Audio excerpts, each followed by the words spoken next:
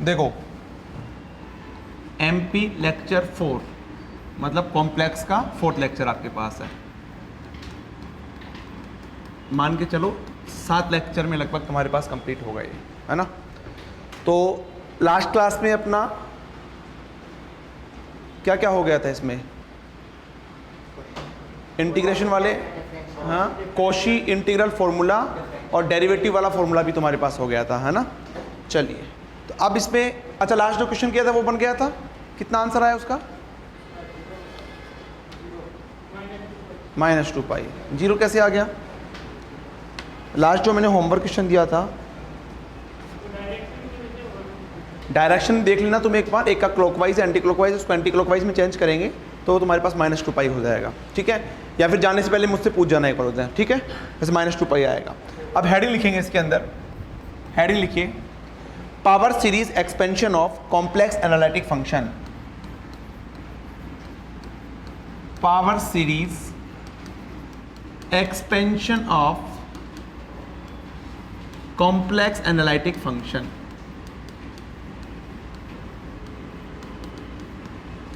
Complex analytic function, power series expansion of complex analytic function, ठीक। तो अब तुम्हारे पास एनालिटिक फंक्शन नाम आ रहा है ना, एनालिटिक फंक्शन, तो तुरंत दिमाग में इसकी कंडीशन तुम्हारे पास रहनी चाहिए, ठीक है ना। एनालिटिक का मतलब फंक्शन डिफाइन हो रहा है, डिफरेंशिएबल है, कंटिन्यूअस है, ये आपको पता होना चाहिए, ठीक है। अब इसमें मैं कुछ थ्योरेटिकल पार्ट आपको लिखवाऊंगा क्योंकि आरपीएससी में कुछ थ्योरेटिकल क्वेश्चंस भी पूछते हैं, तो थ्योरेटिकल पार्ट समझना, ठीक है ना। उसके बाद अपन मैथमेटिक्स में आएंगे। तो लिखिए इसके अंदर पहले, if A complex function is analytic, if a complex function is analytic, for this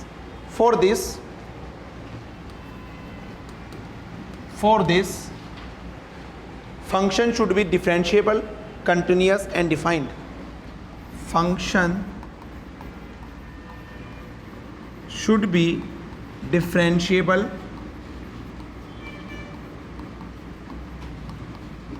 continuous and defined. वो कंटिन्यूस भी होना चाहिए, डिफरेंशियल भी होना चाहिए, डिफाइंड भी होना चाहिए, ठीक है। अब लिखो, अगर कोई फंक्शन एनालिटिक फंक्शन है, एनालिटिक फंक्शन है मतलब इन सभी कंडीशन को वो सेटिस्फाई कर रहा है, एक पर्टिकुलर पॉइंट पे उस फंक्शन का पावर सीरीज एक्सपेंशन कर सकते हैं, तभी कर सकते हैं अगर वो फंक्शन क्या है तुम्हारे पास में, एनालिटिक है। तो लिखो इसमें नीचे लाइन से, a complex function is analytic at,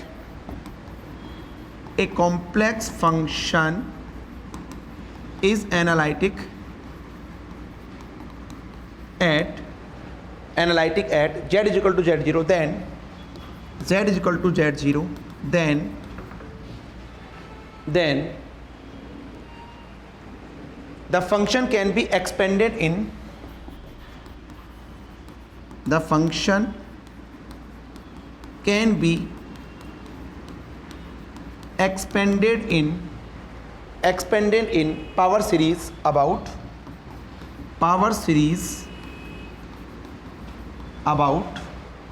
z is equal to z naught, z is equal to z naught, ठीक। कहने का मतलब लिख लो F Z is equal to, लिख लो F Z is equal to a naught plus A1 z minus Z naught plus A2 z minus Z naught का square plus A3 z minus Z naught का cube, ये तुम्हारे पास चलता रहेगा, ठीक है, plus an z minus Z naught की पावर n। तो इसको मैं ऐसे लिख सकता हूँ, f Z is equal to n is equal to 0 to infinite an z minus z 0 की पावर n, ये लीजिएगा।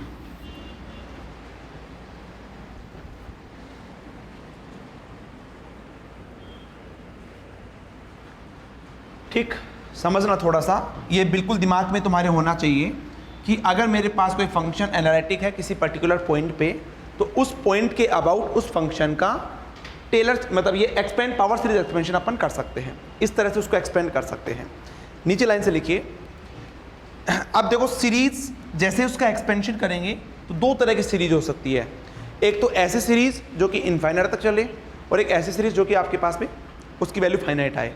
तो एक को अपन बोलेंगे कन्वर्जेंस और एक को अपन बोलेंगे डाइवर्जेंस। तो लिखिए इसके अंदर, if series is convergent, if series is convergent, if series is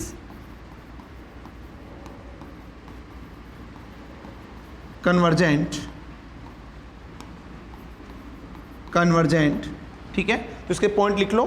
some of series is finite, पहला point, sum of series is finite, ठीक। सेकंड पॉइंट लिखिए, function f Z is defined, function fz is defined। Third point लिखिए, function fz is analytic in nature, function fz is analytic in nature। अगर ऐसा है तो मैं बोलूंगा कि वो सीरीज आपके पास में कन्वर्जेंट होगी। देखो, if series is divergent, if series is divergent,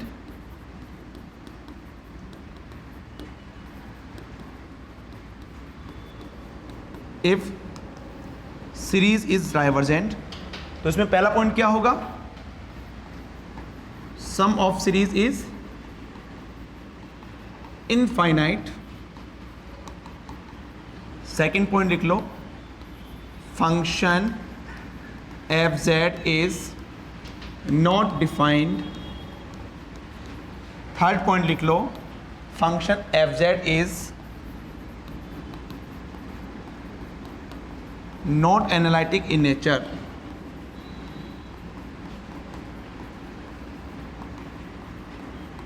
not analytic in nature।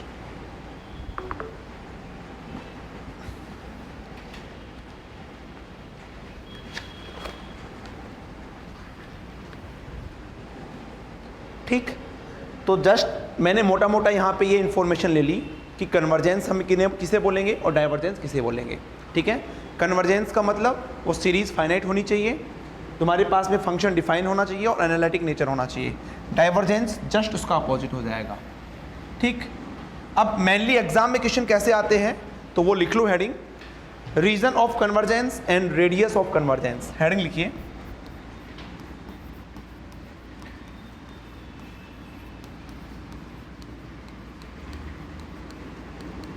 और रेडियस ऑफ कन्वर्जेंस।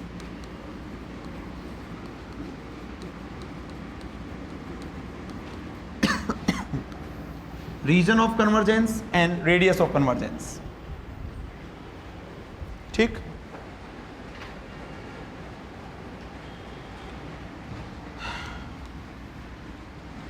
लिखो इसके अंदर एक दो लाइनें लिखो, फिर मैं एक्सप्लेन करता हूं इसको। लिखिए, if a complex function fz is analytic at z बराबर z not, if a complex function fz is analytic at z is equal to z not, at z is equal to z not, and if we can draw a largest possible circle of radius r, a largest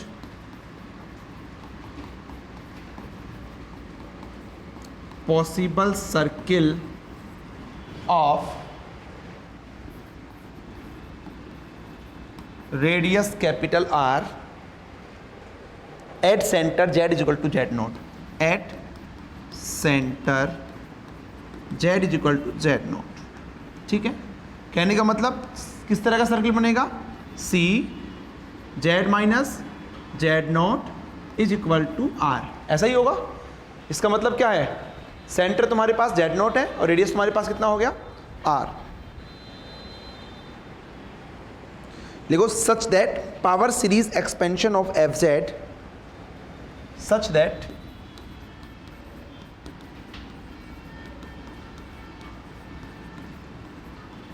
power series expansion of F Z, power series expansion of F Z converge for all point within the circle, converge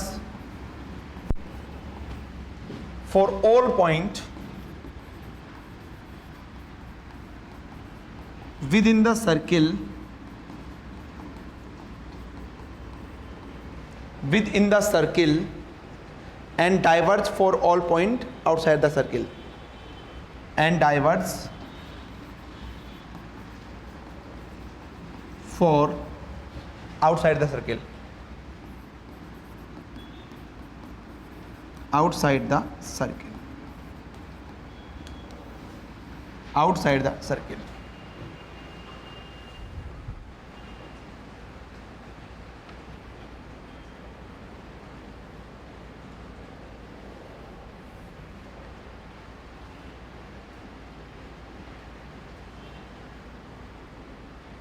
ठीक, देखो समझो, इधर एक बार लिखो, इसके अंदर एक line और लिखो।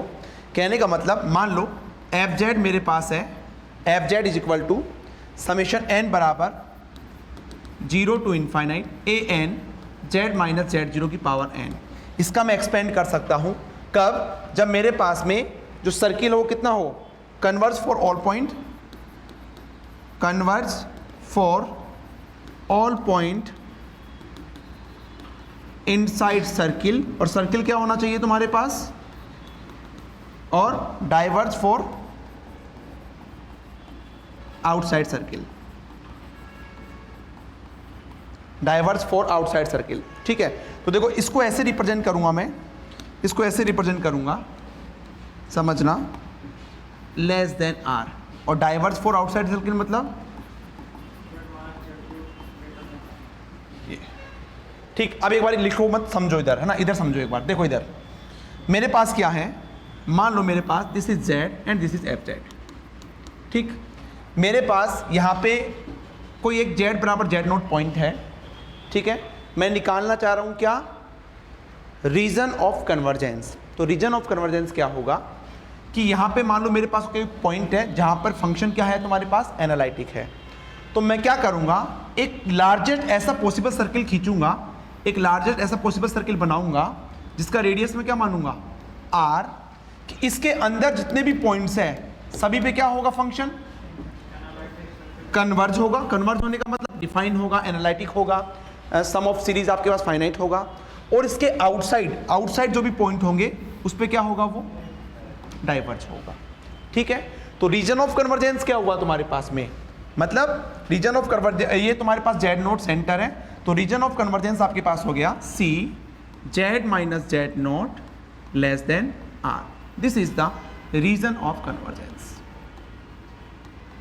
Reason of convergence. समझ में आया क्या है region of convergence? Region of convergence ये है कि मान लो किसी पर्टिकुलर पॉइंट्स पे आपके पूछ रहा है। अब जैसे मान लो मैंने यहां पर ड्रॉ किया, तो इसका मतलब क्या हुआ, जस्ट अगर मैं इस पॉइंट की बात करूंगा तो यहां पे क्या होगा, वो डाइवर्ज होगा।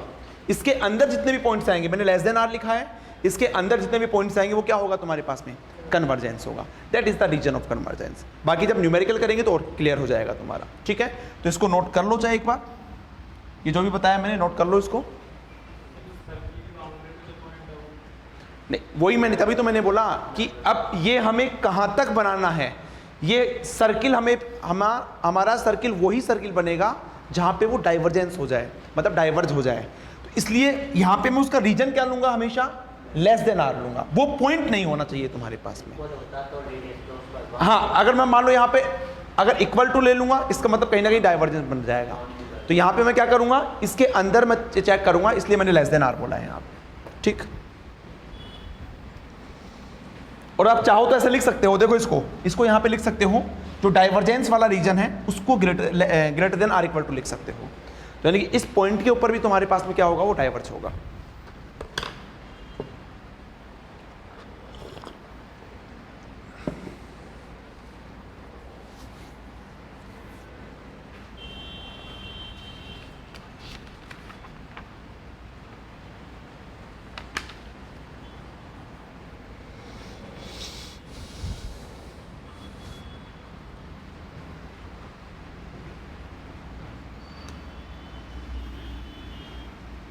मैंने आपको हेडिंग के अंदर 2 पॉइंट लिखवाए हैं, एक तो लिखवाया है रीजन ऑफ कन्वर्जेंस और दूसरा रेडियस ऑफ कन्वर्जेंस। तो सेकंड पॉइंट लिखो इसके अंदर, सेकंड पॉइंट लिखिए that is the radius of convergence, ठीक।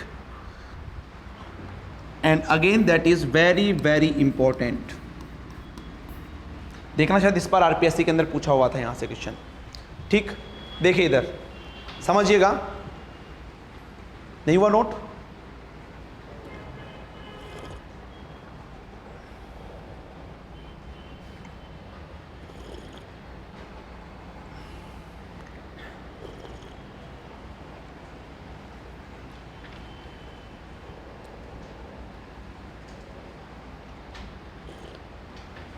देखिए सेकंड पॉइंट लिखिए। अब रेडियस ऑफ कन्वर्जेंस क्या होता है, लिखिए the point where we check the convergence, the point where we check the convergence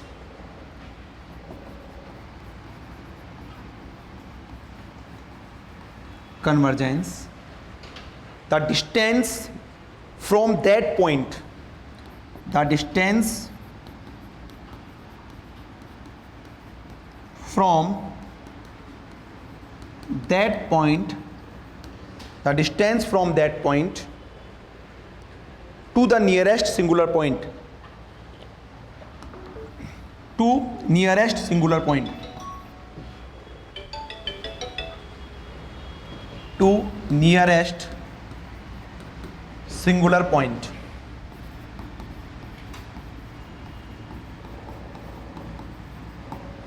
to nearest singular point is called radius of convergence, is called radius of convergence, is called radius of convergence।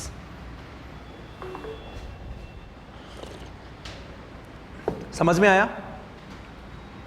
मतलब जिस point पे, जैसे मैंने Z note पे बोला, तो जिस point पे आपको रेडियस ऑफ कन्वर्जेंस निकालना है, उससे उसका जो नियरेस्ट सिंगुलर पॉइंट होगा वो आपके पास क्या होगा, उसका रेडियस ऑफ कन्वर्जेंस होगा।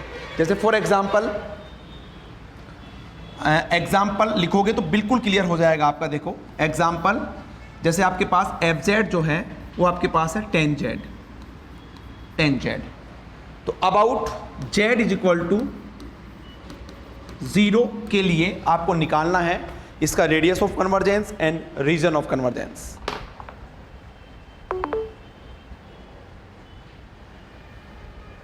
Radius of convergence and region of convergence.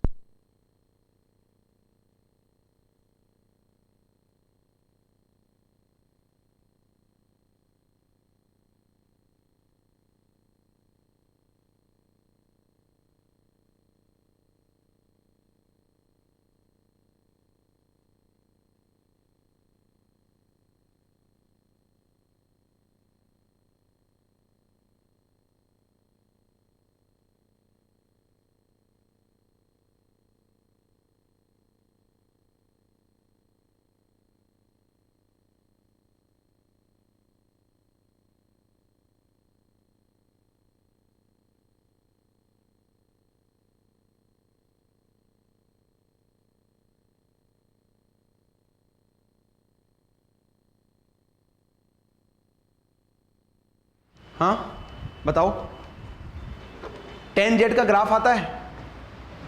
हैं? अगर ग्राफ आता है तो बहुत आसान क्वेश्चन हो जाएगा तुम्हारे लिए। देखो ये आपके पास क्या हो जाएगा, देखो समझो इधर, this is z and this is f z, ठीक। अब 10 जेड आपके पास क्या होता है, साइन जेड अपॉन में कॉस जेड, ठीक है। अब ये देखो कि ये जो एफ जेड 10 जेड जो है कहाँ कहाँ पे इनफाइनाइट बनेगा, जहाँ पे कोस क्या बन जाए, 0 बन जाए, यानी कि π/2, 3π/2, 5π/2 यही होता है। That means 0, this is π/2, this is 3π/2, 5π/2। चाहो तो इसके बीच में यहाँ पे दे दो पाई दे दो, ठीक है ना। एक सेकेंड, ऐसे सिमेट्री नहीं आएगा।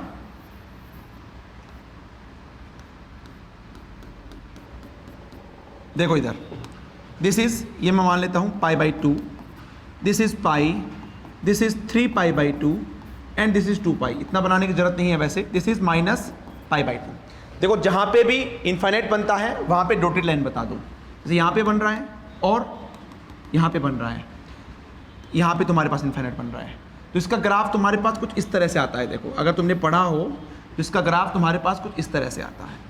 ठीक, अब क्या पूछ रहा है क्वेश्चन तुमसे? क्वेश्चन ये पूछ रहा है कि fz बराबर tan z जो है अबाउट z बराबर 0 के करस्पॉन्डिंग रेडियस ऑफ कन्वर्जेंस क्या है और रीजन ऑफ कन्वर्जेंस क्या है। तो z बराबर 0 के करस्पॉन्डिंग मतलब यहाँ पे निकालना है, तो रेडियस ऑफ कन्वर्जेंस कैसे निकालते हैं कि लार्जेस्ट, या फिर रीजन ऑफ कन्वर्जेंस में बोलूँ कि लार्जेस्ट पॉसिबल सर्किल बनाओ उस रेडियस का जिसके अंदर सभी पॉइंट पे क्या होना चाहिए, कन्वर्ज होना चाहिए। तो मैं कहाँ तक जा सकता हूँ, π/2 तक ही जा सकता हूँ, इसके बाद में तुम्हारे पास नहीं जा सकता। ठीक है, तो रेडियस रीजन ऑफ कन्वर्जेंस क्या हो गया, रीजन ऑफ कन्वर्जेंस। ठीक है, किस पॉइंट पे निकाल रहा हूं मैं, 0 के ऊपर, लेस देन रेडियस कितना है इसका, π/2। This is the region of convergence. ठीक है, सेकंड डेफिनेशन क्या लिखवाई है मैंने, radius of convergence that is r। बताओ r क्या होगा तुम्हारे पास, डेफिनेशन में क्या लिख रखा है, देखो जिस पॉइंट पे मुझे निकालना है उसके नियरेस्ट सिंगुलर पॉइंट, तो इसके नियरेस्ट सिंगुलर पॉइंट कौन सा है, π/2 तो है तुम्हारे पास, ये भी तुम्हारे पास π/2 है, ये भी π/2 है, तो कितना आ जाएगा तुम्हारे पास, this is the radius of the convergence. Clear हुआ या नहीं हुआ, नहीं हुआ, हो गया। This is the radius of convergence. क्या सिंगुलर पॉइंट क्या होता है, जहां पे फंक्शन इनफाइनाइट बन जाए। तो जिस पॉइंट पे पूछ रहा है उसके नियरेस्ट सिंगुलर पॉइंट जो भी है उनके बीच का जो डिस्टेंस है उसी को हम क्या बोलते हैं, रेडियस ऑफ कन्वर्जेंस। और रीजन ऑफ कन्वर्जेंस क्या होता है, वो लार्जेस्ट पॉसिबल सर्किल होगा, उसके अंदर वाले सभी पॉइंट आपके पास में कन्वर्ज होने चाहिए। तो π/2 के जितने भी अंदर पॉइंट है आपके पास में वो सारे क्या है, कन्वर्ज है। तो ये हो गया रीजन ऑफ कन्वर्जेंस। ठीक है, कोई कंफ्यूजन हो तो पूछ लो, नहीं नोट कर लो।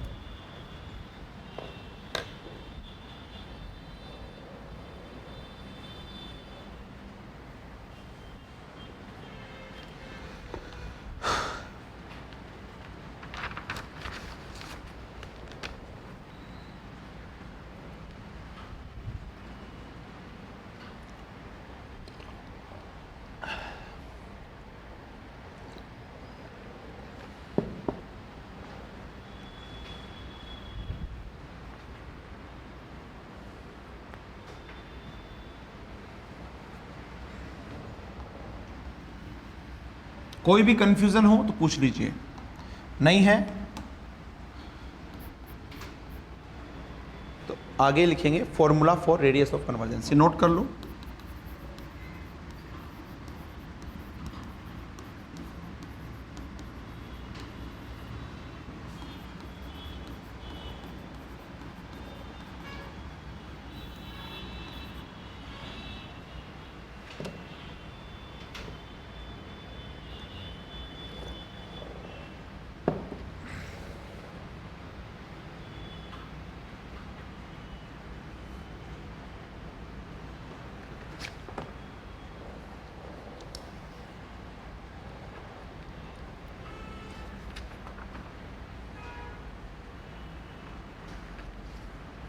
हो गया भाई, चले आगे। देखो इधर formula for radius of convergence लिख लो। फॉर्मूला क्या होता है, r is equal to limit n tends to infinite an upon an+1 modulus.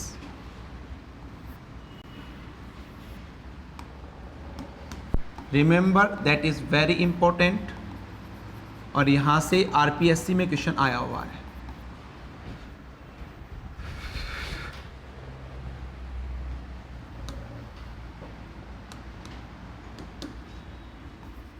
Question है fz बराबर sin z, fz is equal to sin z, find radius of convergence about radius of convergence about z is equal to 0, z is equal to 0।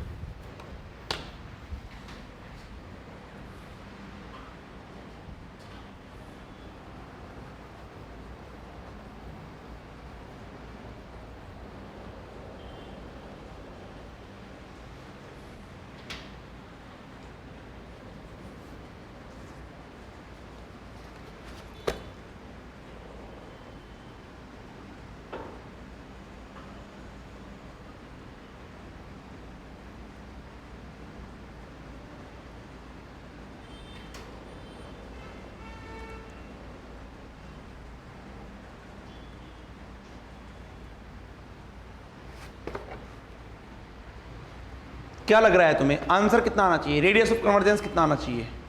वैसे छोड़ दो, ठीक है, वैसे सोच के बताओ कितना आना चाहिए, रेडियस ऑफ कन्वर्जेंस कितना आना चाहिए आपके अकॉर्डिंग? भाई रेडियस ऑफ कन्वर्जेंस क्या होगा? जीरो के बाद में जहां पर साइन क्या बन जाए, इनफाइनाइट बन जाए। कहां पे बनता है इनफाइनाइट? है मतलब बहुत हाई वैल्यू लेंगे, मतलब कितना लोगे आप, कितना बोलोगे? इनफाइनाइट। तो इसका रेडियस ऑफ कन्वर्जेंस कितना हो गया? इनफाइनाइट हो गया। और इसका रीजन ऑफ कन्वर्जेंस क्या बोलोगे? तो रीजन ऑफ कन्वर्जेंस को ऐसे लिख देना, z minus zero less than infinite. समझ में आ गया? बाकी आप निकाल सकते हो फॉर्मूला से, देखो कैसे निकालेंगे। देखिए आपके पास क्या है, f Z is equal to sine z, और इसका एक्सपेंड कर दो। एक्सपेंड करेंगे तो क्या हो जाएगा? अब देखो एक्सपेंशन में अभी तक आपको नहीं आता है तो कोई बात नहीं, बट अब यहाँ पे बता रहा हूँ तो आज के बाद आपको आना चाहिए, ठीक है। तो Z minus Z cube upon चलता रहेगा तुम्हारे पास। अच्छा इसको एन टर्म्स में लिखेंगे तो कैसे लिखेंगे? Summation n is equal to 0 to infinite minus 1 to the power n. क्यों? प्लस माइनस चल रहा है इसलिए, ठीक है। उसके बाद में z माइनस जीरो लिख सकता हूं इसको मैं, इसकी पावर 2n प्लस 1, n बराबर 0 रखेंगे तो 1 हो जाएगा, 1 रखेंगे तो 3 हो जाएगा, 2 रखेंगे तो 5 हो जाएगा, अपॉन फैक्टोरियल 1 फैक्टोरियल 3 कितना हो जाएगा?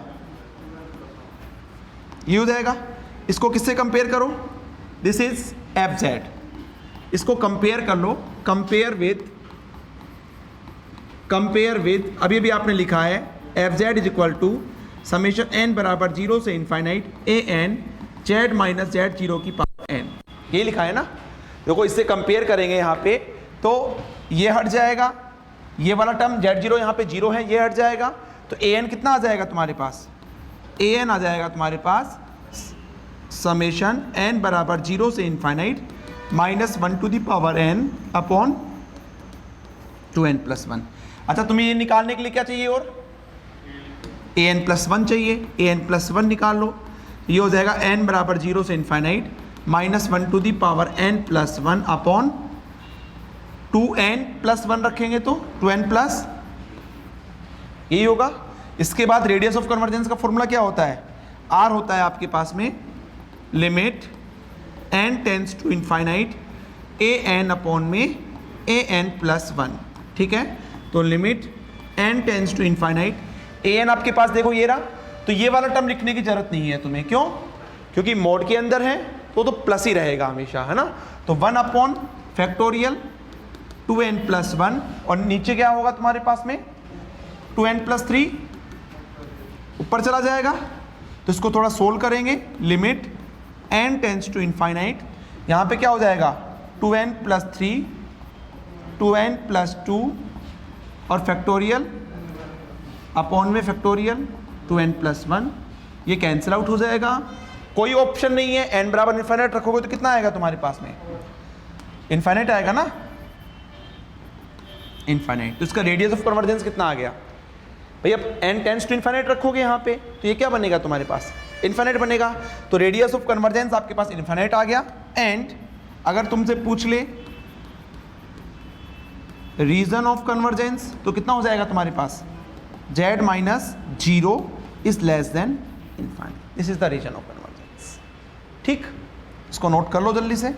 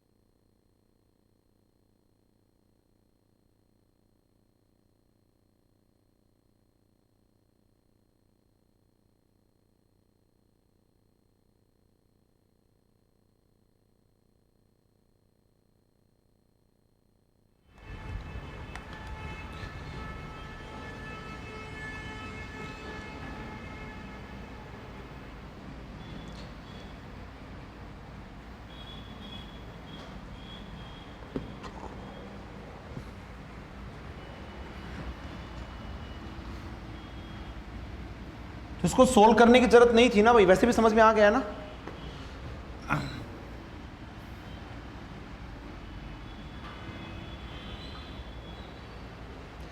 एक क्वेश्चन करके और बता दो, फिर अपन आगे चलते हैं इसमें।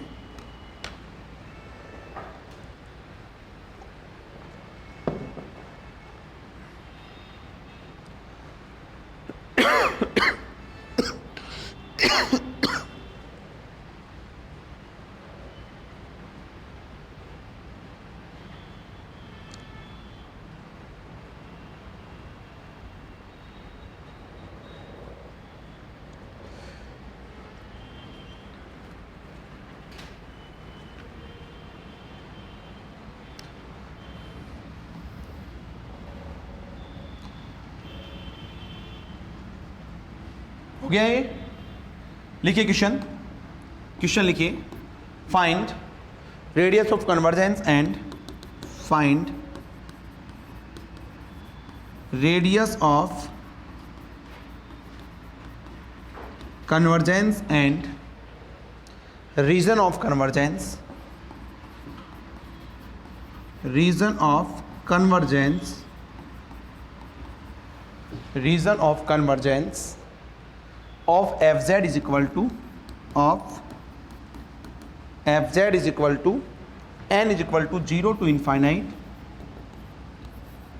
0 to infinite factorial 2n upon factorial n का स्क्वायर,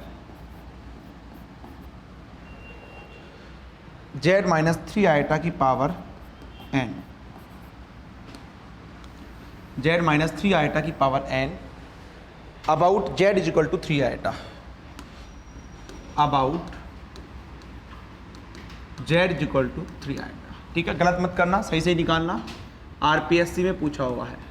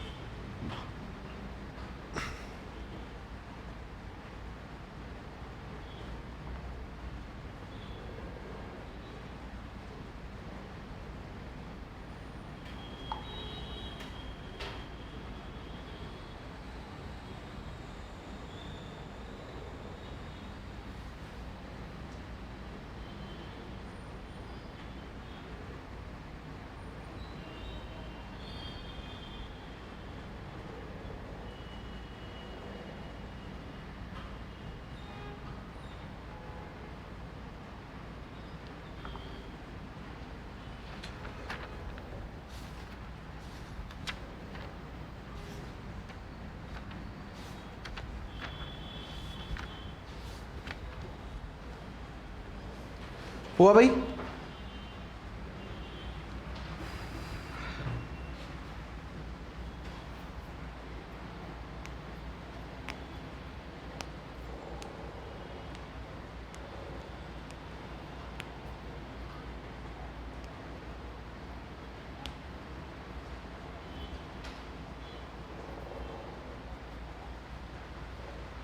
कंपेयर कर लो ना इसको, A N Z minus Z naught की पावर एन से ए एन निकाल लो, ए एन प्लस 1 निकाल लो, देखो कितना आता है।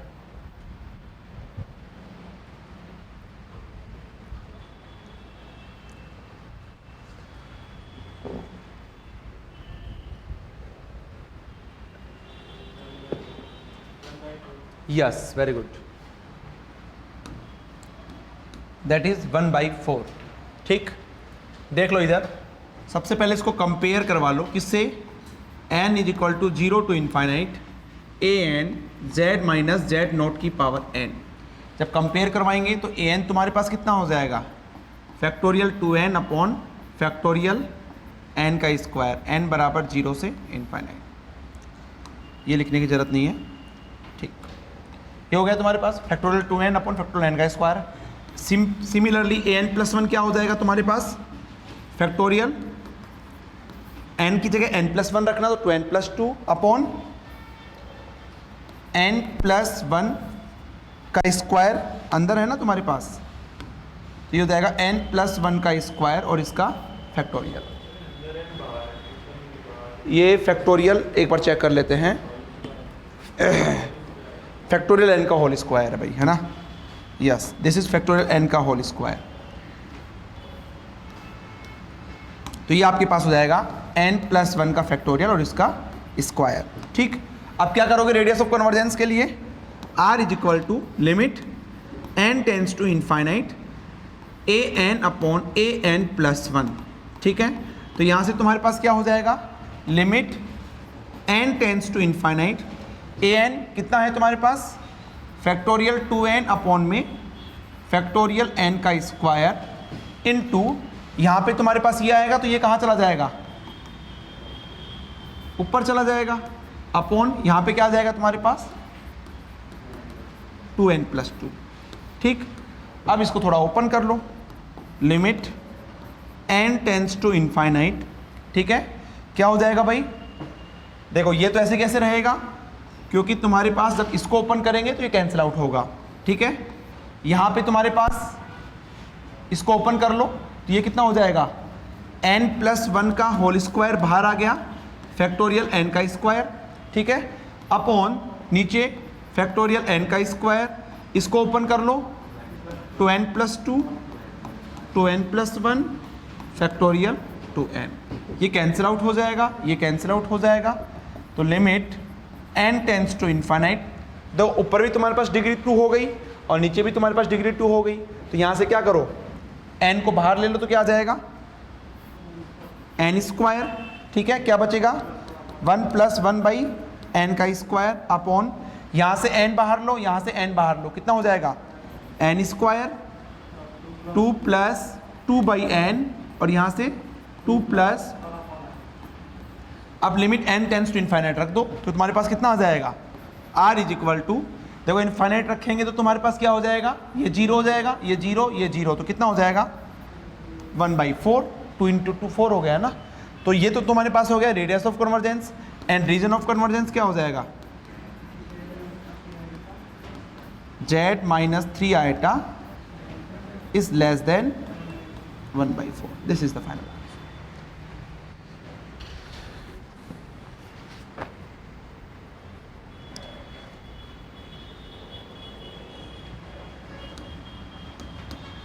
कर लो इसको जल्दी से नोट। तो क्लियर है, radius of convergence, region of convergence, और आरपीएससी में बहुत ऐसे क्वेश्चंस नहीं आएंगे, ठीक है ना। वो जस्ट मैंने क्या बोला, हर एक टॉपिक को टच करेंगे, ठीक है ना। तो बस यही देखना चाहेंगे कि आपको वो टॉपिक क्लियर है या नहीं है। इतना कर लोगे तो मोर देन सफिशिएंट है, ठीक है। बस इतना पता होना चाहिए रेडियस ऑफ कन्वर्जेंस क्या होता है, रीजन ऑफ कन्वर्जेंस क्या होता है, एंड अगर सीरीज के फॉर्म में दे रखा है तो ये फॉर्मूला अप्लाई करो। अगर आपको ऐसा कोई फंक्शन दे रखा है जिसका आप ग्राफ जानते हो, ग्राफ बनाओ, जिस पॉइंट पे पूछ रहा है उसका नियरेस्ट सिंगुलर पॉइंट देखो, वो डिस्टेंस तो तुम्हारे पास क्या आ जाएगा, radius of convergence. Region of लिखना है तो सिंपल सा, ठीक।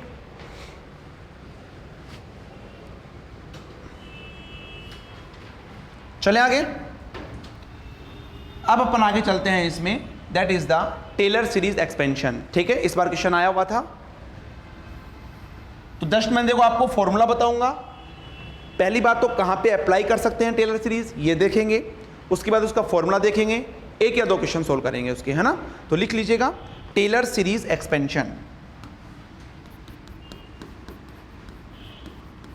Taylor series expansion, Taylor series expansion of a complex function, of a complex function, Taylor series expansion of a complex function.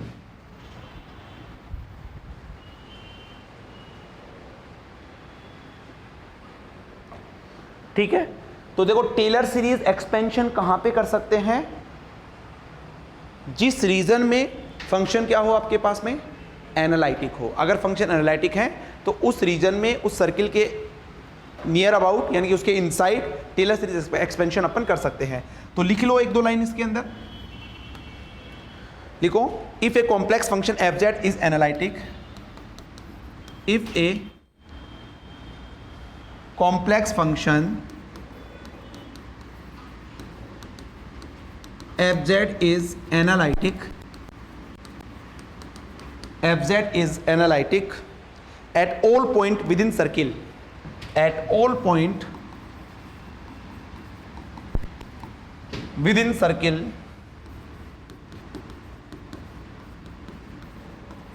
within circle कहने का मतलब c z minus z zero is equal to r। ये circle है, इसके inside बोल रहा है with in circle, ठीक है।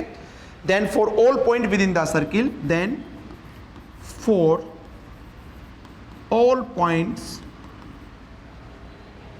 With in the circle the Taylor series expansion within circle the Taylor series expansion, the Taylor series expansion of fz about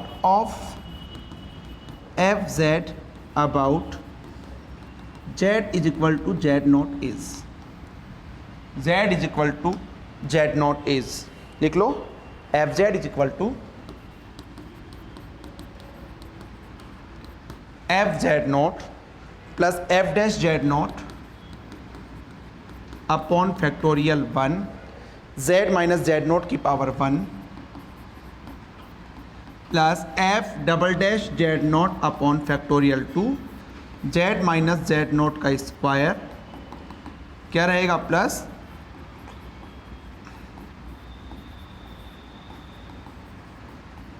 ये लीजिए।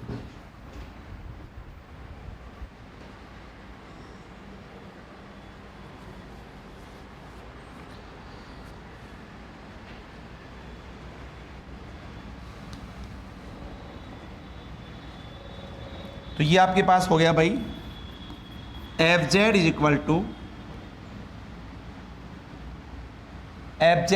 To summation N is equal to 0 to infinite, ठीक, F N Z naught upon factorial N Z minus Z naught की power N.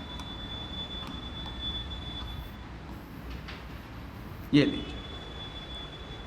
That is very important, यही आपको याद रखना है। Remember, चाहे इस फॉर्म में याद रखो चाहे इस फॉर्म में याद रखो, किसी भी फॉर्म में याद रख सकते हो। है ये वही पावर सीरीज एक्सपेंशन है ना। इसको चाहो तो कंपेयर करवा लेना किससे, इसको मैं अगर कंपेयर करवाऊं पावर सीरीज एक्सपेंशन से, जो कि तुम्हारे पास क्या था ए एन, तो ए एन आपके पास कितना हो जाएगा, यहाँ पे ए एन कंपेयर करवाओगे तो f N z zero upon में, तो वही पावर सीरीज एक्सपेंशन है ये।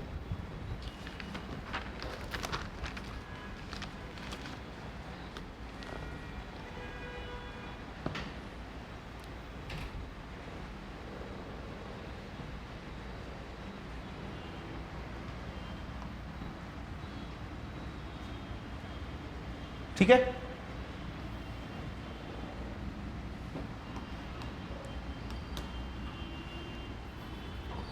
क्वेश्चन लिखिए,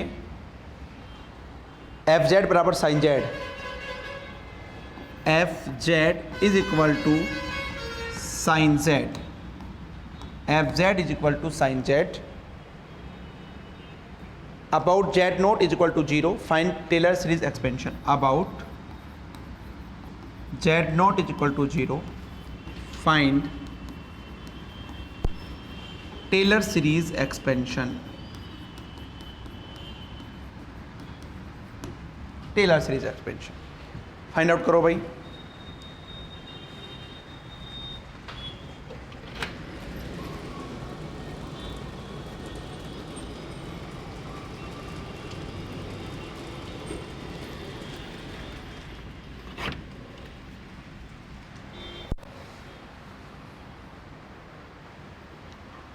देखो इसका सबसे आसान तरीका यही है, अगर आप चाहते हो कि क्वेश्चन गलत ना हो बिल्कुल भी, तो सबसे पहले तो आप फॉर्मूला लिखो, है ना।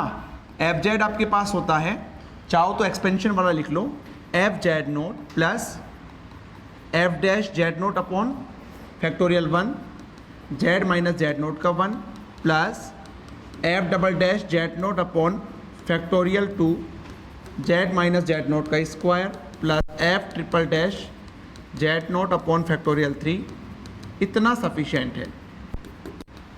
ठीक, अब तुम्हारे पास एफ जेड ये है, ठीक है ना।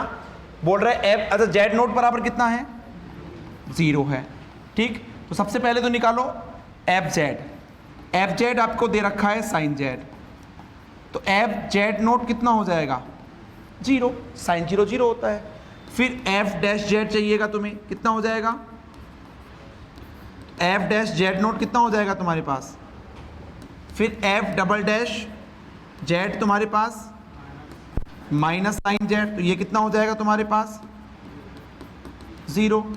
F triple dash z is equal to minus cos z, f triple dash z 0 is equal to, sufficient है इतना, है ना।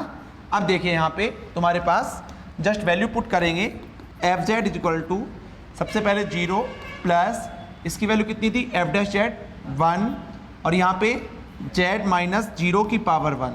ठीक, उसके बाद प्लस ये 0 आ गया, उसके बाद प्लस ये क्या है तुम्हारे पास, -1 अपॉन फैक्टोरियल 3 जेड माइनस 0 की पावर क्यूब। ऐसे ही 4 वाला 0 आएगा, 5 वाला तुम्हारे पास में 1 अपॉन फैक्टोरियल 5 करके आ जाएगा। तो ये क्या बन जाएगा, एफ जेड किसके बराबर है, साइन जेड के। तो ये देखो क्या बन गया, जेड माइनस, और यही तो तुम्हारे पास जेड बराबर 0 के रेस्पेक्ट में एक्सपेंशन होता है साइन जेड का। This is the answer.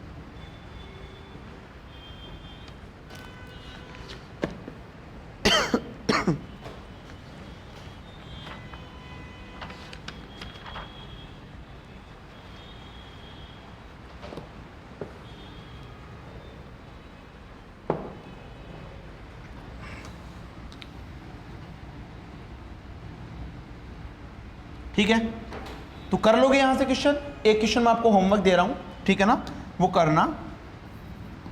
Question आपके लिए होमवर्क है, ये आपके पास से लिखो, f x is equal to, if f x is equal to l n, मतलब log cos hyperbolic x, cos hyperbolic x around x naught is equal to 0, around x naught is equal to 0. Find Taylor series expansion. Find Taylor series expansion.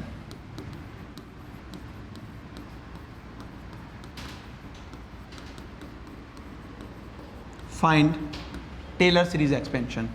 चाहो तो option में लिख लो, option a है -1/2 x square plus 1/12 x4।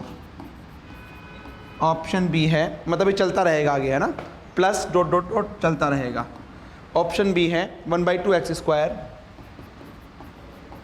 Minus 1/12 x4। Option c है -1/2 x square plus 1/6 x4, and option d है 1/2 x square plus 1/6 x4।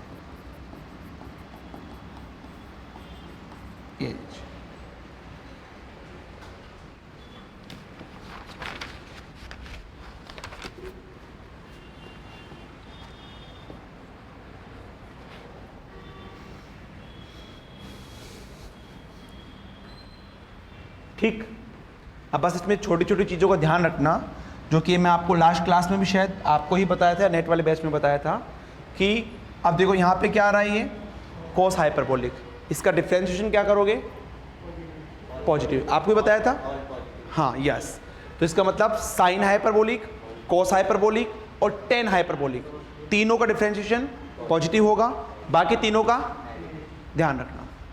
ठीक है, तो इसका डिफ्रेंशिएशन जब करो जब ध्यान रखना थोड़ा सा, क्योंकि तुम्हें पता है। अब देखो, अब तुम्हें यह भी पता होना चाहिए, अब थोड़ा सा तुम्हें वहाँ पे मतलब एक तरह से ऑप्शन देके चलना होगा। अब देखो इधर एक बार लिखना बंद करो, इधर देखो ये क्या है तुम्हारे पास एक्स स्क्वायर, ये x4, क्या सभी ऑप्शन में ऐसा ही है? इसका मतलब क्या हुआ कि मेरे पास जो f डैश z बनेगा या x दे रखा है, f डैश x नोट तुम्हारे पास जो बनेगा, मतलब इसके लिए वो कितना बनेगा भाई 0 बना, तभी तो x माइनस 0 का पावर 1 तुम्हारे पास इसमें नहीं है। समझ में आ रहा है नहीं आ रहा? ऐसे ही f triple dash x note भी तुम्हारे पास कितना बनेगा, तो तुम क्या करोगे fx लिखा, ठीक है। अब fx नोट रखने की जरूरत नहीं है, ठीक है, वैसे रख लेना, कोस ये 1 हो जाएगा, log 1 की वैल्यू तुम्हारे पास 0 ही होती है, ठीक है।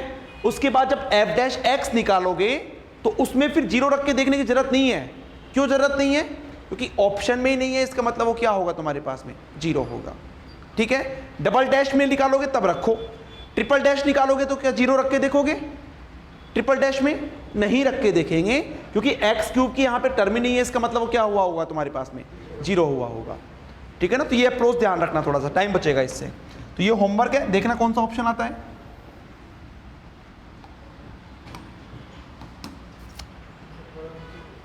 अच्छा नोट कर रहे हो, कर लो।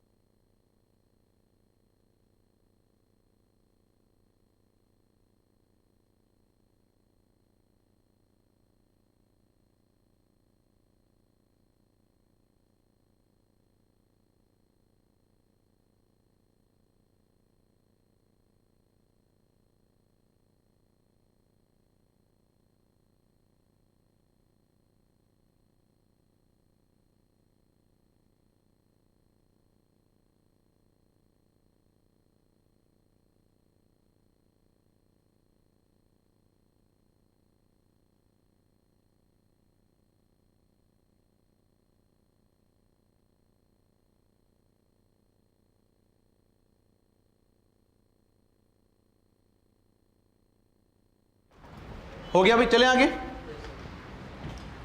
अब लिखिए इसके अंदर that next is Lorentz series expansion, that is very very important.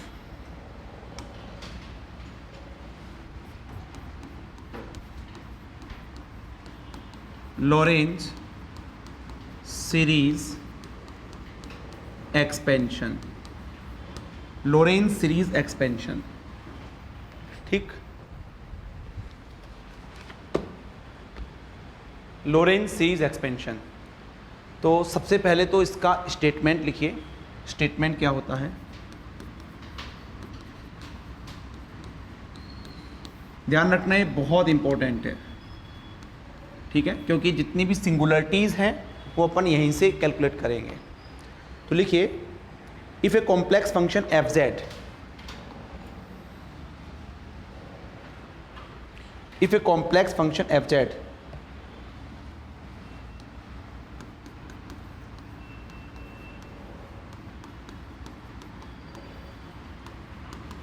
if a complex function fz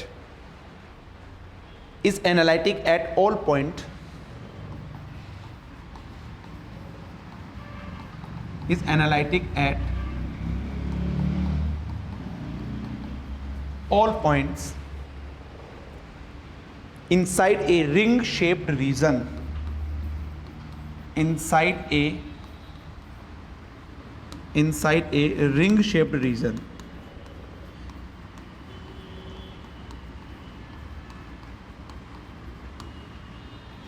ring shape region, ठीक है। कहने का मतलब जो आपके पास आर होगा आपके पास, that is R1 less than Z minus A R2, Z minus A R2, ठीक है। लिखो एक बार, अभी क्लियर हो जाएगा। Then for all point within the ring, then for all point within the ring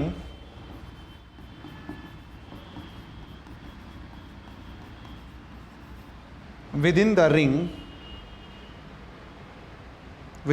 ring shaped region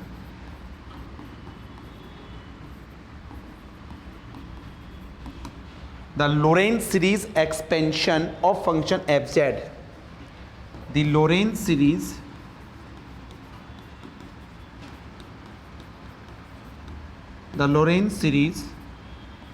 expansion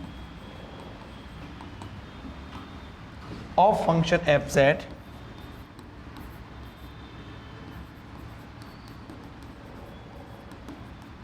of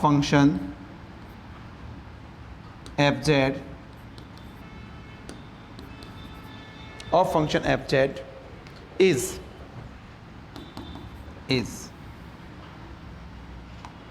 ठीक। लिखो fz is equal to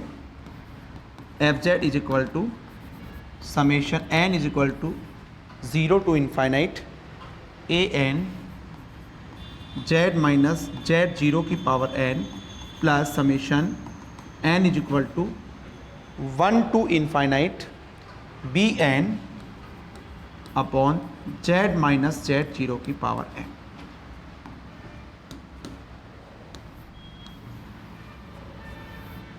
Remember, that is very very important.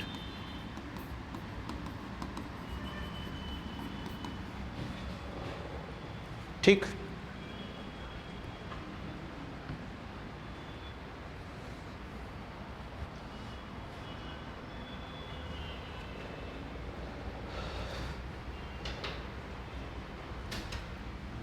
अच्छा, ये तुम्हारे पास क्या है भाई?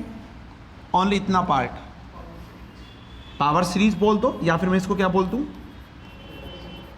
Taylor series expansion. और इस पार्ट को बोला जाता है दैट इज द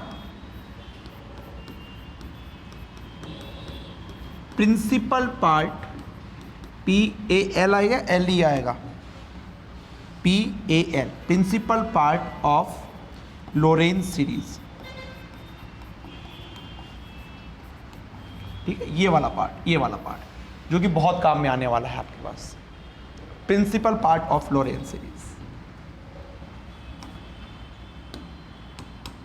तो इसको मैं ऐसे लिख सकता हूं ना, fz इज इक्वल टू, इसको अगर मैं एक्सपेंड कर दूं that is a0 plus a1 z minus z नोट plus a2 z minus z नोट का square plus dot dot dot plus यहाँ पे b1 अपॉन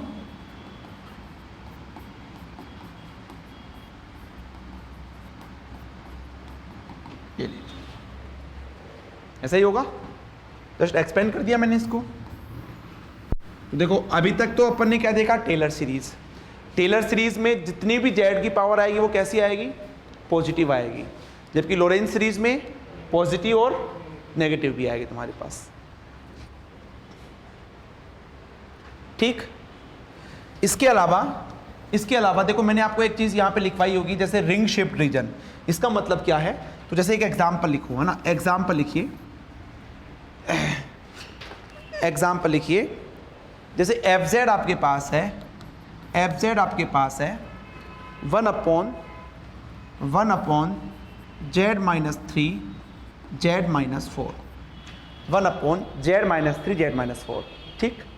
समझना भाई, है ना, एक बार थोड़ा समझना इसको। ये कहाँ पे डिफाइन नहीं हो रहा? सिंगुलर पॉइंट क्या है? यस, इसके सिंगुलर पॉइंट है, सिंगुलर पॉइंट है z इज इक्वल टू 3 और 4। इसको मैं चाहे जेड नोट बोल दूँ तो भाई जेड नोट जो सेंटर होते हैं वही तो लेते हैं अपन। ठीक, देखो इधर, ये एक काम करो, इसको जेड रहने दो एक बार, जेड। देखो इधर ध्यान से, एक सर्किल मेरे पास ये बन गया जिसका रेडियस कितना है, और दूसरा सर्किल मेरे पास ये बन गया जिसका रेडियस कितना है आपके पास में 4। मैं आपको बोलूं कि इस वाले रीजन के अंदर, इस वाले रीजन के अंदर क्या टेलर सीरीज एक्सपेंशन कर सकता हूं मैं? फॉर एग्जांपल मान लो मुझे यहां करना है, यहां पे मतलब यहां से लेकर यहां तक, तो क्या टेलर सीरीज एक्सपेंशन कर सकता हूं मैं? टेलर सीरीज एक्सपेंशन नहीं कर सकते। क्यों नहीं कर सकते? अगर मैं यहां पे एक सर्किल ड्रॉ करता हूं तो इसके अंदर सभी पॉइंट्स पे क्या फंक्शन एनालिटिक है क्या? z बराबर 3 पे नहीं है, तो यहाँ पे टेलर सीरीज एक्सपेंशन नहीं होगा। This is a ring shape, ठीक है, ये रिंग शेप हो गया तुम्हारे पास में, और इसके अंदर मुझे अगर एक्सपेंशन करना है तो मैं क्या लूंगा यहाँ पे? लोरेंट्ज सीरीज एक्सपेंशन लूंगा। हाँ, अगर तुमसे बोले कि इसके इस रीजन के अंदर करना है, ओनली 3 के रीजन के अंदर, तो आप बोल सकते हो कि इसमें टेलर सीरीज पॉसिबल है, बट इस रीजन में टेलर सीरीज पॉसिबल नहीं है, इसलिए हम अपन यहाँ पे कौन सा करेंगे? लोरेंट्ज सीरीज एक्सपेंशन करेंगे। तो ये समझ में आ गया ऊपर जो मैंने लिखवाया था? ठीक है, तो ये नोट कर लो, एग्जाम्पल देना चाहो तो कर सकते हो कि यहाँ पे अगर मेरे पास z minus Z naught less then 3 है तो यहाँ पे टेलर सीरीज हो सकता है, बट इफ जेड नोट की वैल्यू 3 से 4 के बीच में है, ठीक है, या सीधा ऐसे लिख लो, सीधा ऐसे लिख लो, here Taylor series not possible, Laurent series is possible.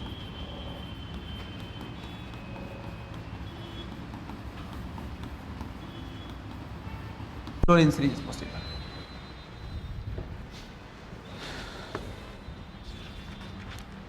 अब देखो, लोरेंट्ज सीरीज से क्वेश्चन कम आएंगे, है ना, एग्जाम में यहाँ से क्वेश्चन आने के चांसेस बहुत कम हैं, लेकिन लोरेंट्ज सीरीज का जो यूज है वो बहुत इंपॉर्टेंट है, ठीक है। बट फिर भी मैं आपको 1-2 क्वेश्चन करवा देता हूँ, जिससे अगर बाई चांस क्वेश्चन आते हैं तो आप बना दो यहाँ से।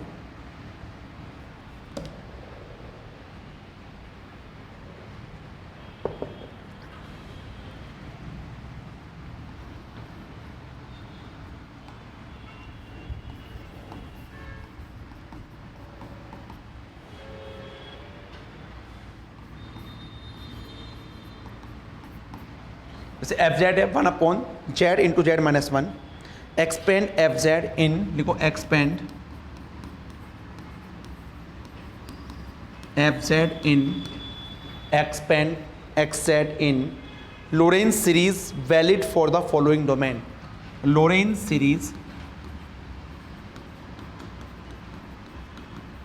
वैलिड फॉर फॉलोइंग डोमेन, ठीक। तो कौन कौन से डोमेन है? पहला डोमेन आपके पास है 0 से 1, दूसरा डोमेन आपके पास है z ग्रेटर देन 1, तीसरा डोमेन आपके पास है, तीसरा है 0 से z माइनस 1 लेस देन 1, और चौथा डोमेन आपके पास है 1 लेस देन z माइनस 1। ये लीजिए,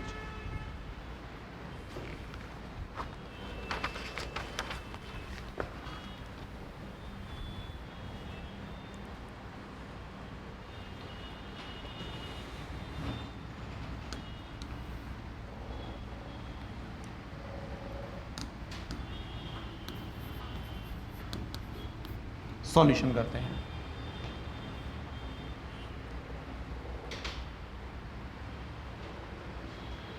देखो, अपन जो भी यहाँ पे आएगा सोल्व करेंगे तो इसका सीरीज के फॉर्म में बनेगा, और उसका अपन बायोनोमियल एक्सपेंशन दिखाएंगे, है ना, बायोनोमियल एक्सपेंशन से अपन उसको सोल्व करेंगे, ठीक। और हमेशा ध्यान रखो कि मेरे पास बाइनोमियल एक्सपेंशन तभी पॉसिबल है जब क्या हो, लेस देन तुम्हारे पास 1 हो। ठीक है, समझना मैं क्या बोलना चाह रहा हूं। जैसे अभी क्वेश्चन करेंगे तो क्लियर हो जाएगा बिल्कुल ना। जैसे पहला है आपके पास में, ये क्या है आपके पास 0 mod z लेस देन 1। ठीक है, अगर यहां पे 2 आता तो क्या करते, इस 2 को यहां पे लेके आते, z/2 लेस देन वापस क्या बनाते, यहां पे 1 बनाते। ठीक है, देखो कैसे, जैसे तुम्हारे पास है fz is equal to 1 upon z into z minus 1। ठीक है, तो मुझे क्या बनाना है, z अपॉन 1 बनाना है ना। तो अब इसका तो मैं एक्सपेंड कर नहीं सकता, इसको क्या करूंगा, देखो यहाँ पे मैं लिखूंगा 1 अपॉन z, क्या कॉमन ले लूँ यहाँ से, माइनस कॉमन ले लूँ, तो क्या बन गया 1 माइनस जेड को ऊपर ले जाएंगे तो क्या बन जाएगा 1 माइनस जेड की पावर माइनस 1। ठीक है, अब इसका एक्सपेंड करेंगे तो तुम्हारे पास क्या हो जाएगा, ये हो जाएगा माइनस 1 बाई जेड, इसका 1 प्लस जेड प्लस, इसको अंदर ले जाओ तो ये हो जाएगा f Z is equal to minus 1 by z plus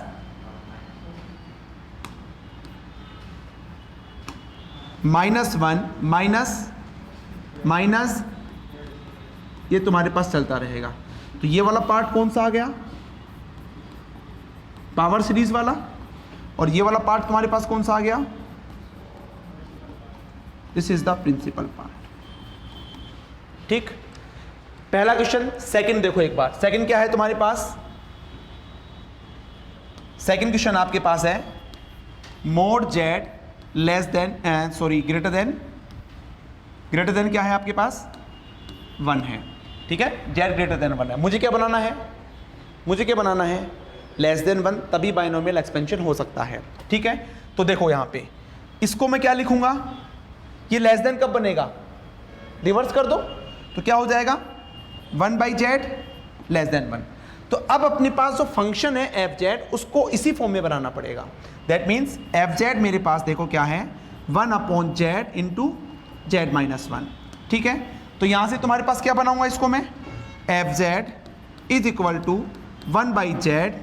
अब यहां पे 1 अपॉन जेड कब बनेगा, जेड कॉमन ले लूंगा तो क्या हो जाएगा 1 माइनस 1 बाई जेड, तो ये हो जाएगा 1 upon Z square 1 minus 1 by Z की पावर माइनस 1। एक्सपेंड करो 1 अपॉन जेड स्क्वायर, तो ये बन जाएगा 1 plus 1 by z plus 1 by Z square plus 1 by Z cube, ये तुम्हारे पास चलता रहेगा।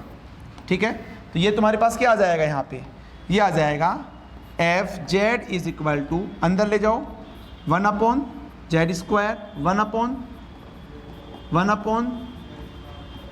ये तुम्हारे पास चलता रहेगा। तो इसमें पूरा पार्ट ही कौन सा है, ये that is the principal part of Laurent series, Taylor part इसमें 0 है। ठीक है, समझ में आया।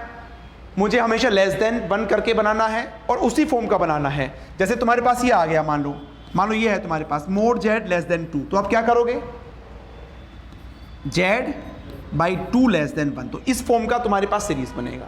ठीक है, मान लो तुम्हारे पास ये आ गया मोड जेड ग्रेटर देन 2, तो क्या करोगे 1 अपॉन 2 अपॉन जेड कर देंगे, फिर बाद में यहां से या ऐसे कर लो, लेस देन यहां से तुम्हारे पास कितना हो जाएगा 1 बाई 2 ऐसे हो जाएगा।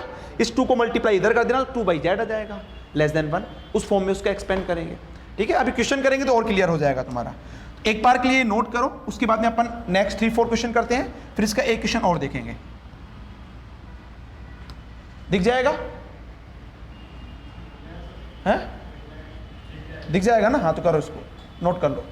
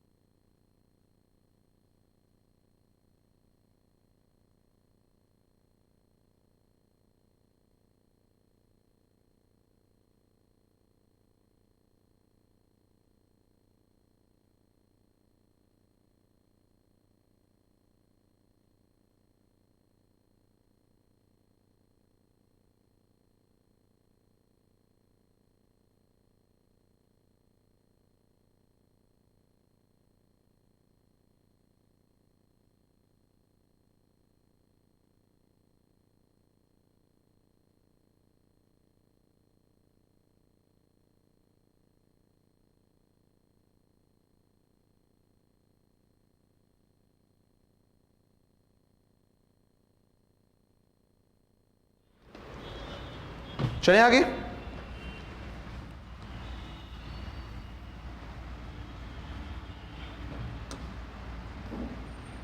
देखो आगे नेक्स्ट तीसरा रीजन आपके पास क्या है, थर्ड रीजन क्या है भाई, 0 z माइनस 1 लेस देन 1, ये आपके पास है। तो अब सीरीज को मुझे इस फॉर्म में बनाना है, ठीक है, z माइनस 1 के फॉर्म में, ठीक। तो मेरे पास एफ जेड कितना था 1 अपॉन, तो ये तो ऑलरेडी z माइनस 1 है, अब इसको भी मुझे बनाना है, तो मैं क्या करूंगा 1 upon z plus 1, sorry z minus 1 plus 1 और यहाँ पे z माइनस 1 कर सकता हूँ ना ऐसा। अच्छा इसको मैं क्या मान लूँगा, let z minus 1 is equal to डब्लू, कुछ मैंने वैसे मान लिया, तो ये क्या बन जाएगा तुम्हारे पास 0 w1, इसको मैं लास्ट में लिख दूंगा। तो यहाँ से तुम्हारे पास क्या हो जाएगा F W is equal to 1 upon z minus 1 की जगह कितना रख रहा हूँ मैं, ये क्या होगा w इंटू या 1 प्लस डब्लू, बात एक ही है, ठीक। अब देखिए मेरे पास क्या बनना चाहिए, मेरे पास बनना चाहिए w अपॉन 1, इसको अपॉन में लेके आओगे तो w अपॉन 1 ही बनेगा। तो देखो यहाँ पे ये हो जाएगा F W is equal to 1 upon W, इसको ऊपर ले जाओ 1 प्लस डब्लू की पावर 1 अपॉन डब्लू, ये क्या हो जाएगा 1 minus W plus W square minus W cube plus तुम्हारे पास चलता रहेगा, इसको अंदर ले जाओ 1 upon W minus 1 plus W minus W square, ये तुम्हारे पास चलता रहेगा। और लास्ट में क्या करेंगे अपन, F Z is equal to 1 upon इसकी जगह minus 1 plus Z minus 1 minus ये लीजिएगा, ठीक। क्लियर है, कोई कंफ्यूजन, नोट कर लो इसको।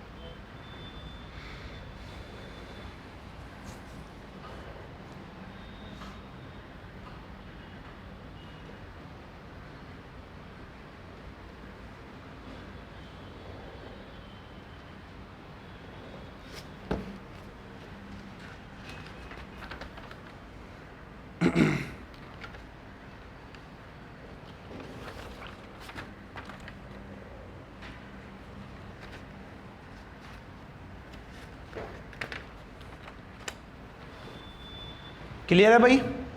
देखो फोर्थ क्या है आपके पास में, फोर्थ क्या है 1 लेस देन z माइनस 1, ऐसा ही है। इसको क्या लिख सकता हूं मैं, z माइनस 1 ग्रेटर देन 1, बात तो वही है, मुझे क्या दिखाना है लेस देन, तो क्या करूंगा इसका, ठीक है, यही हो जाएगा तुम्हारे पास। तो यहां से देखो इसको क्या मान लोगे, w मान लेना, तो 1 अपॉन डब्लू लेस देन 1, तो सीरीज तुम्हारे पास 1 अपॉन डब्लू का बनाना है अब, ठीक है। तो कैसे बनेगा, देखो वही एफ जेड आपके पास था, F Z is equal to 1 upon Z into Z minus 1, इसको लिखूंगा Z minus 1 plus 1 Z minus 1, तो 1 अपॉन डब्लू डब्लू प्लस 1। अब तुम क्या करोगे यहाँ पे बोलो, 1 अपॉन डब्लू बाहर लेंगे तभी तो 1 अपॉन डब्लू बनेगा तुम्हारे पास में, तो ये डब्लू स्क्वायर हो जाएगा, ये चला जाएगा ऊपर 1 प्लस 1 अपॉन डब्लू की पावर माइनस 1, तो इसको एक्सपेंड कर दो, ये हो जाएगा 1 upon W square 1 minus 1 upon W plus 1 upon W square minus 1 upon W cube plus 1 upon W 4 minus, ये तुम्हारे पास चलता रहेगा, ठीक। तो यहाँ से तुम्हारे पास हो जाएगा F W is equal to 1 upon W square minus 1 upon W cube plus 1/W4 minus चलता रहेगा, एफ जेड आपके पास आ जाएगा जेड माइनस 1 का स्क्वायर, जेड माइनस 1 का क्यूब, जेड माइनस 1 की पावर 4, ये लीजिए, this is the final answer.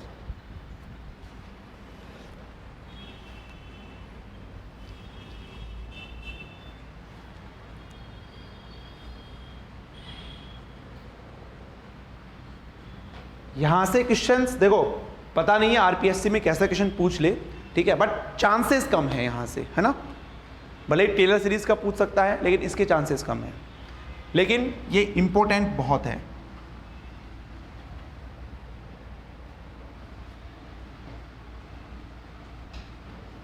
अब एक क्वेश्चन मुझे आप करके बता दीजिएगा तो मैं ये समझूंगा कि आपका ये बिल्कुल क्लियर हो गया।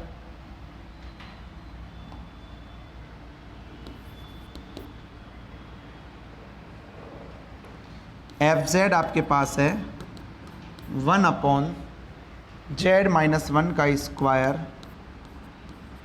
z माइनस 3, और आपको निकालना है किस रीजन में, 0 से z माइनस 1 लेस देन 2।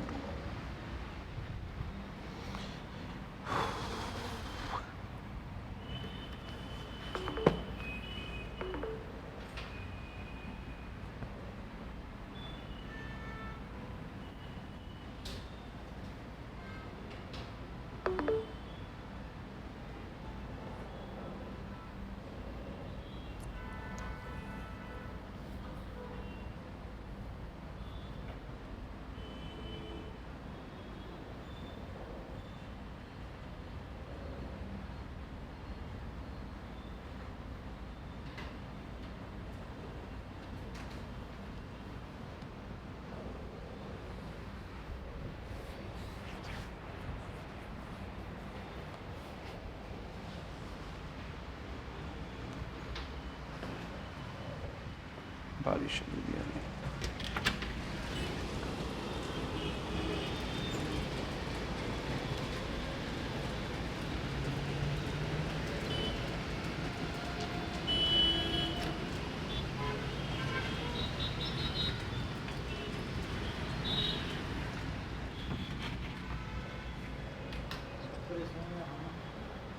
से कम कर दे रहे हैं क्या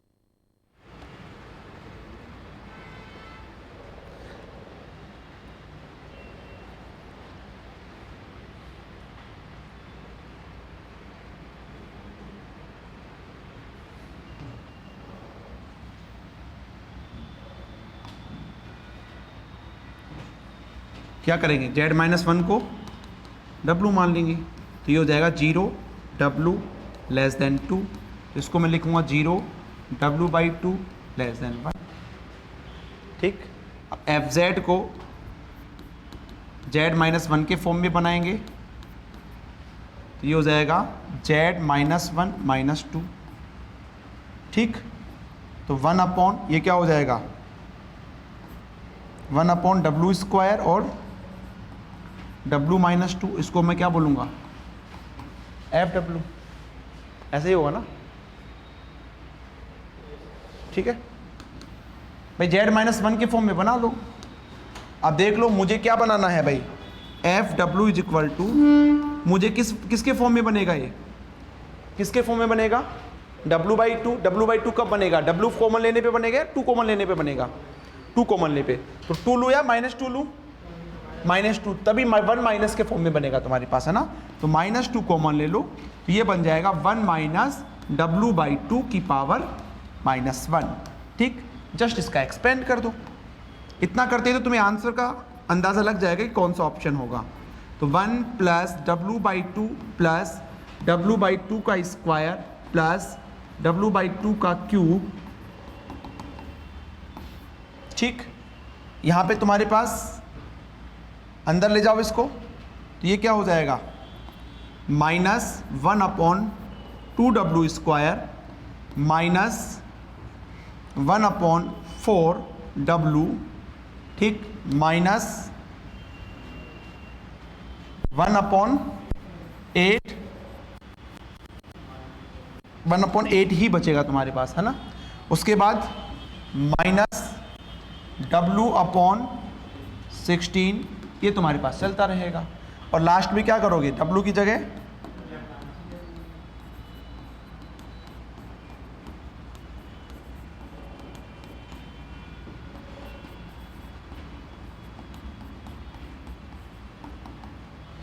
ठीक। मैं तुमसे पूछूं B1 की वैल्यू बताओ कितनी है, B1 की वैल्यू कितनी है, B1 की वैल्यू -1/4 है ना। क्यों, क्योंकि B1 आपके पास क्या होता है, B1 आपके पास होता है B1 - Z0 जो भी है, तो 1 इसका जो कोफिशिएंट होता है वही B1 होता है। ये काम में आएगा, इसलिए मैं पूछा हूँ, है ना। जब अपन रेजिड्यू पढ़ेंगे तो वहाँ पे काम में आएगा ये, ठीक है। मैं तुमसे पूछूं यहाँ पे जो प्रिंसिपल पार्ट है वो एक सीरीज के फॉर्म में है, तो इनफाइनाइट सीरीज है या फाइनाइट सीरीज है,